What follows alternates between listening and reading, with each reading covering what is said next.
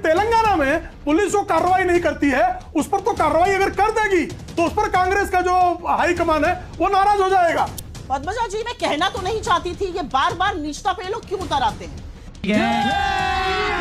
मैं इनको दुष्ट कहूं, मैं इनको गाली वाली भाई जो है इस तरह की भाषा का प्रयोग न करे। कांग्रेस हालांकि कट्टर भाषा बोलती है, ये महिला होकर गालियां बक रही है।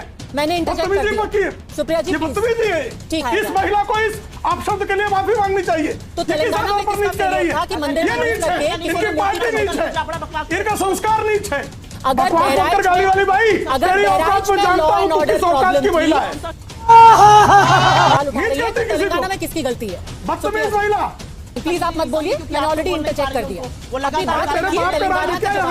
ऑडियो बंद कर, किसी को नीच कहेगी तू? क्या भाषा बोल रहा है? तू नहीं प्लीज। प्रेम शुक्ला यूपी में मत आना, पीट कर भेजा जाओ। तू कौन सी भाषा बोल रही है रे? मेरे बाप तू कौन सी भाषा बोल रही है बदतमीज महिला? नाम भूल तू कौन सी भाषा बोल रही है? तेरा संस्कार कितना नीच है। मैं उत्तर प्रदेश की बेटी हूँ। मैं भी उत्तर प्रदेश का बेटा हूँ। लो ये देखिए, गाली वाली भाई, गाली वालों को भाषा दिया। इनके संस्कार में गालियों के अलावा और कुछ है ही नहीं। लेकिन आपने गालीबाज भाई को बैठा रखा, गालियां दे रही है। भाषा की मर्यादा किसने तोड़ी? एक गाली वाली भाई को बैठा रखा आपने, पता नहीं कितने नीच संस्कार से पैदा हुई है। और अभी तो रुको, क्लाइमैक्स अभी बाकी। चलिए शुरू करते हैं। मैं दो तथ्य आपके सामने रखना चाहती हूं और उसके बाद मैं आपके सीधे सवाल का जवाब दूंगी।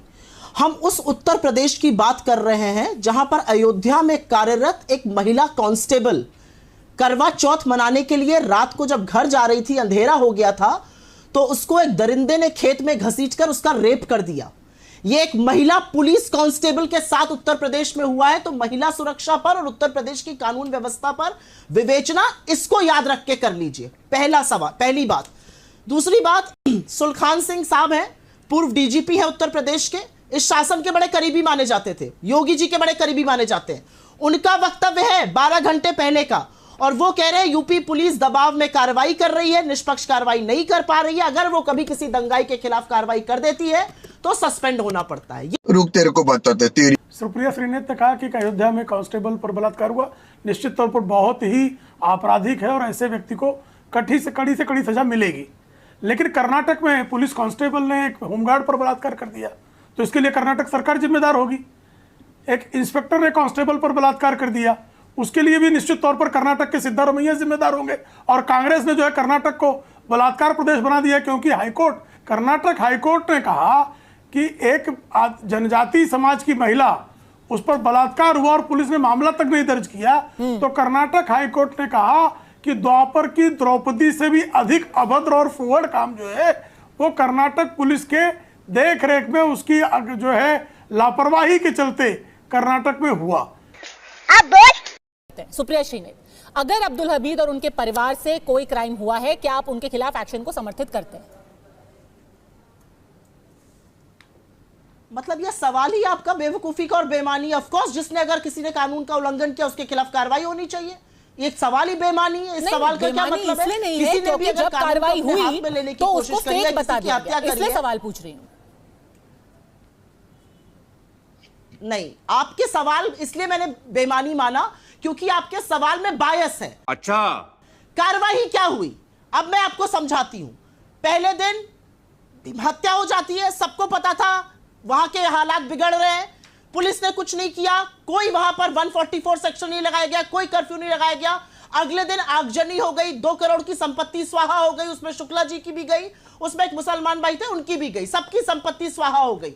इसका जिम्मेदार कौन है? शाम को वहां पर पहला सवाल मैंने ये पूछा कि पुलिस से कोताही हुई है, पुलिस के खिलाफ एक्शन होना चाहिए। पहला सवाल मैंने ये पूछा, उसमें बायस क्या है? मुझे आप बोलने दीजिए पहले 1 मिनट, मुझे आप पहले 1 मिनट बोलने दीजिए। आप बीच बीच में मत बोलिए 2 मिनट, मुझे बोल लेने दीजिए। बोलने दे, तकलीफ हुआ है बेचारे को, बोल बोल। किस तरह की बात आप पूछ रही हैं? जिसने हत्या करी है बिल्कुल उसके खिलाफ कार्रवाई होनी चाहिए, करिए कार्रवाई। लेकिन अगर एक्स्ट्रा जुडिशियल किलिंग्स को आप कार्रवाई कहिएगा, अगर बुलडोजर जस्टिस जिस पर कोर्ट ने आज रोक लगाई है, सुप्रीम कोर्ट ने कहा कोई बुलडोजर नहीं चलेगा जब तक हमारी गाइडलाइंस नहीं आ जाएंगी, उसके बाद भी पीडब्ल्यूडी ने बुलडोजर चलाने की कोशिश करी, उस पर कोर्ट को रोक लगानी पड़ी। अगर यह जस्टिस होगी तो क्या यह कानून संगत है? क्या यह न्याय संगत है? Will an eye for an eye? Where will that take us? मैं ये पूछना चाहती हूँ आपसे, और मैं ये पूछना चाहती हूँ भारतीय जनता पार्टी से। रुको जरा, सबर करो। बुलडोजर भी कानून सम्मत ही चलता है, लेकिन अगर अवैध निर्माणों पर बुलडोजर चलने पर, अगर कौम विशेष पर अगर बुलडोजर चल गया तो कुछ जो है सेकुलर दल हैं वो बेचारे सियापा करने लगते हैं। तेलंगाना में मुस्लिम समुदाय के लोगों ने एक हिंदू मंदिर में जो है मूर्तियां तोड़ दी, प्रदर्शन करने के लिए लोग निकले, हिंदुओं को दौड़ा दौड़ा के मारा गया। तेलंगाना पुलिस की हिम्मत नहीं हुई, जो विकृत सांप्रदायिकता का शिकार तेलंगाना पुलिस है, कि जिन लोगों ने हिंदू मंदिर की मूर्तियां तोड़ी उनके खिलाफ कार्रवाई करें, क्योंकि वो जो है कौम विशेष के लोग हैं और कौम विशेष के लोगों को मूर्तियां तोड़ने का अधिकार है। उन्होंने मूर्तियां तोड़ दी तो क्या गलत कर दिया? वो तो मूर्तियां तोड़ना उनके धर्म के अनुकूल है, ऐसा इनका मानना है। तो ये जो गलतियां करते हैं बहराइच में, अगर पुलिस ने कोई कोताही की है तो कार्रवाई के पात्र है, लेकिन तेलंगाना में पुलिस जो कार्रवाई नहीं करती है उस पर तो कार्रवाई अगर कर देगी तो उस पर कांग्रेस का जो हाईकमान है वो नाराज हो जाएगा कि मंदिर की मूर्तियां तोड़ दी मुसलमानों ने, तो क्या गलत कर दिया भाई, ये तो ठीक ही किया। पद्मजा जी बोलिए। पद्मजा जी, मैं कहना तो नहीं चाहती थी, ये बार बार नीचता पे लोग क्यों उतर आते हैं? अभी मजा आएगा ना भिड़ो। नवरात्र पिछले साल मांस के टुकड़े फेंके गए, मैं इनको दुष्ट कहूं, हिंदू थे, क्या मैं इनको गाली वाली भाई जो है इस तरह की बात भाषा का प्रयोग न करे। कांग्रेस हालांकि बेटा भाषा बोलती है, प्लीज ये गलत भाषा का प्रयोग है, ये नीच कहना जो है गलत भाषा का प्रयोग है।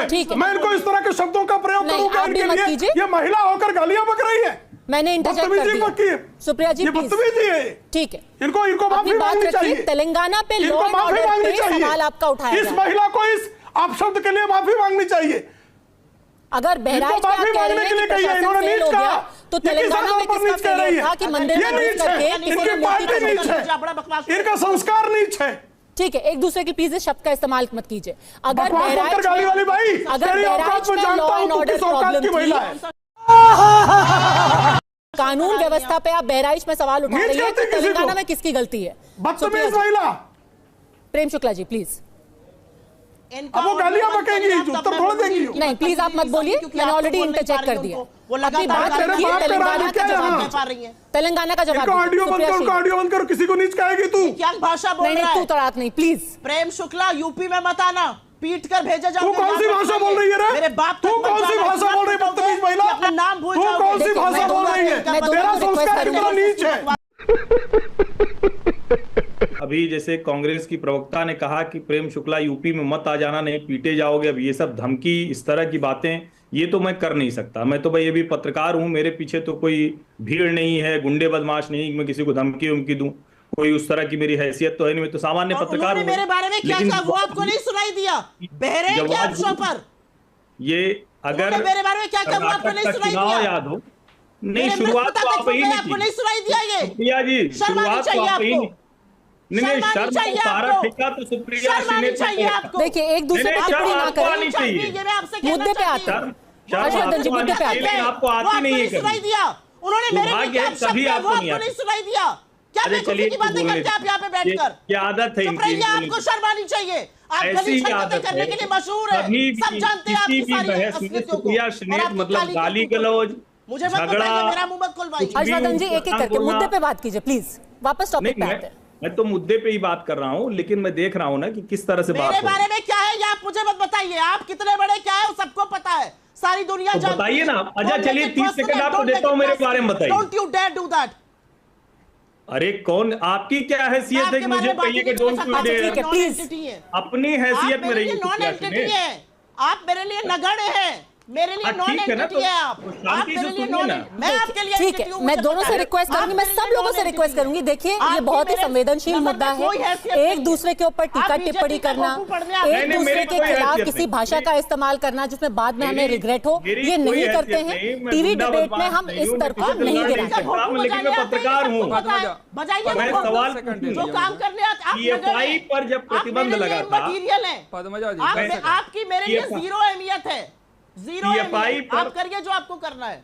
ठीक है, अपनी बात पूरी कीजिए, अपनी बात पूरी कीजिए, फिर प्रेम शुक्ला और सुप्रिया शिंदे दोनों को मैं मौका देना चाहती हूँ, प्लीज। आप उनका ऑडियो धीमा करना पड़ेगा, नहीं तो वो बोलने नहीं देंगी। बहुत लड़ाई झगड़ा करने के लिए आती है टीवी की बहस पर।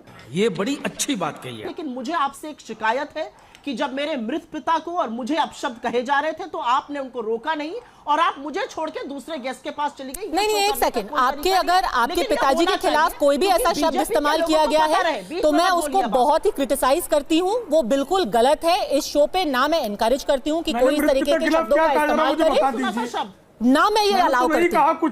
तो मैं नहीं, बहुत साफ तरीके से कह देती हूँ कि अपने शो में ना किसी के खिलाफ टीका टिप्पणी अलाउ करती हूँ, ना एनकरेज करती हूँ। बोलिए। मैं उत्तर प्रदेश की बेटी हूं और मेरे पिता उत्तर प्रदेश के थे, और अगर आप उनके खिलाफ अपशब्द बोलिए, मैं भी उत्तर प्रदेश का बेटा हूं। करेगा ये फिर से टीवी पर बोल रही हूं, इस तरह की हरकतें मत किया करिए। आप जो दलाली करते हैं वो करते रहिए, ये सुनने की मादा रखिए। ठीक है, प्लीज ऐसे शब्दों का इस्तेमाल मत कीजिए। पहले ही कहा था, राम गोपाल मिश्रा की हत्या जो हुई वो बिल्कुल गलत थी, एब्सोल्युटली गलत थी। लेकिन उसके अलावा उत्तर प्रदेश की सरकार ने जो कुछ उसके बाद किया है, जो विफलता हुई है, उस जंगल राज की कोई चर्चा नहीं होती है।